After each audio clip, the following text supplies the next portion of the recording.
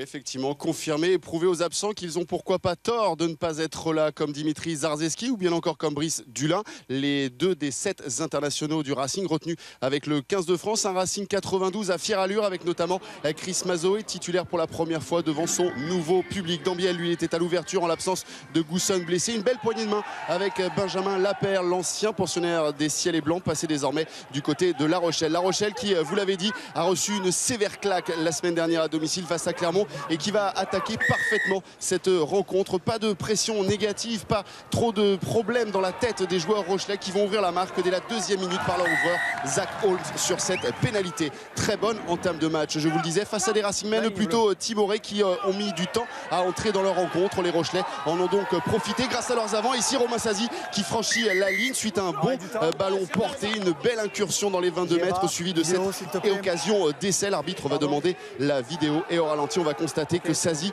le capitaine, ne peut aplatir, gêné qu'il est par le très bon geste défensif de Maxime Macheneau. On en reste donc à 3-0 et Maxime Macheneau, on le retrouve après 20 minutes. Première incursion dans les 22 mètres du Racing, première faute rochelaise et première pénalité donc du buteur francilien qui permet à son équipe de revenir à égalité 3 partout. Le Racing, vous l'avez dit, est capable d'un exploit, battre Toulon sur son terrain, mais à domicile de subir face à des équipes supposées moins fortes. C'est peut-être le cas aujourd'hui, même si Macheneau ici permet à son équipe de prendre l'avantage et de mener 6-3. Le Racing alors s'en mêle un petit peu les crayons, se lance dans des passes approximatives et ici l'ailier rochelais Gabriel Lacroix intercepte cette mauvaise passe pour inscrire le premier essai de la rencontre. La belle vista, le geste juste de Gabriel Lacroix, au contraire des mauvaises passes, celle de Ducalcon tout d'abord inefficace et puis celle ensuite de Kamicha interceptée donc par Gabriel Lacroix. Un essai que va transformer Holmes et La Rochelle alors mène 10-6. Il reste 10 minutes avant la fin de cette première mi-temps et le Racing enfin va montrer les griffes et se lancer dans le combat. On a vu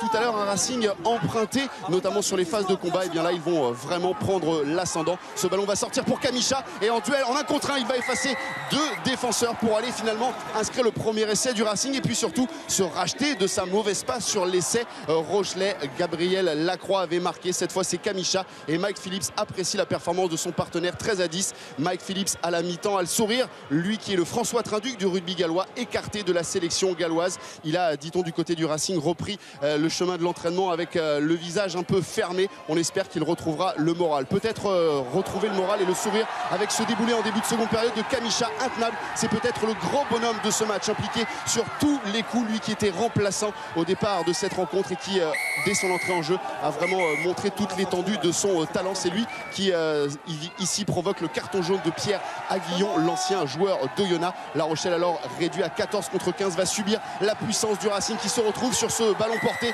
et qui emmène derrière la ligne Chris Mazoé, l'ancien All Black, auteur d'un doublé en ses débuts de saison. Il avait marqué à Toulon la semaine dernière, il récidive aujourd'hui devant son public et permet surtout à son équipe de mener 20-10 après la transformation de Maxime Macheneau. Mais Holmes en face, malgré la chaleur étouffante aujourd'hui, garde son sang-froid pour réussir en moins de 10 minutes 2 pénalités coup sur coup qui vont permettre à La Rochelle de revenir à 20-16. L'indiscipline aura coûté cher donc au Racingman. L'indiscipline, on en reparle avec ce carton jaune reçu par Gomessa pour ce plaquage dangereux. Il reste 10 minutes à jouer dans cette rencontre et Holmes sur cette pénalité ramène son équipe à un petit point seulement du Racing 92. Tout est encore possible. La victoire n'a pas choisi son camp, mais sur cette touche, eh bien, La Rochelle laisse une munition importante, une occasion d'essai peut-être que ne vont pas réussir les Rochelais qui dans les dernières minutes vont se procurer une balle de match. Avec ce ballon sorti pour Holmes, la tentative de drop et le superbe contre, geste magnifique de Marc-André qui est monté à toute vitesse, contrer ce drop de Holmes. L'action ensuite va se poursuivre et ne rien donner.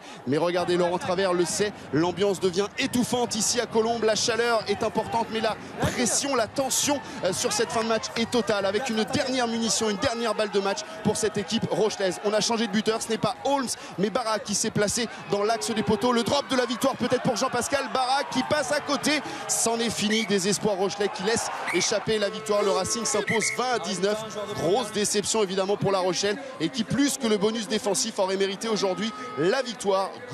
Gros soulagement en revanche pour le Racing 92 qui confirme sans convaincre son succès décroché la semaine dernière à Toulon et qui offre une victoire en guise d'adieu à Jack Crogneux, obligé de mettre un terme à sa carrière en raison de trop nombreuses blessures. Jack Crogneux a passé 6 ans ici au Racing, ça a été le capitaine durant de nombreuses rencontres. Il quitte ses partenaires et met fin à sa carrière, ça méritait bien une petite larme.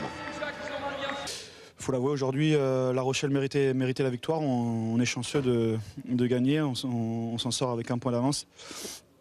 Je ne sais pas trop comment. Je crois que la chance était avec nous ce soir. Alors on s'en sort bien, je peux le dire. On a pris un carton jaune. Le carton rouge était pas loin.